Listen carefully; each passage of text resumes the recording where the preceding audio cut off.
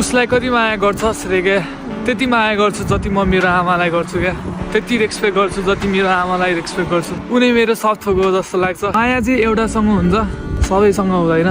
अनि माया सबैले पाउन पनि सक्दैन। कतिजनाले माया पाएर पनि कसले कदर गर्न सक्दैन। कतिजनाले चाहिँ मायाको लागि तडपिरहेको हुन्छ तर त्यो माया उसलाई बुझाउन सक्दैन। अनि कतिजनालाई चाहिँ के हुन्छ भन्दाखेरि केयरलेस हुन्छ, उसले बुझ्न सकिरहेको हुँदैन कतिवटा कुराहरू। त्यसरी नै जाँदो रहेछ लाइफ चाहिँ होइन।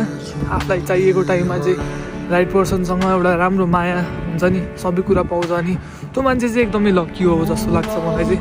खत्रै लक्की हो, किनकि सबैले माया बुझ्न सक्दैन, सबैले माया पाउन पनि सक्दैन, सबैले राइट पर्सन पाउन पनि सक्दैन।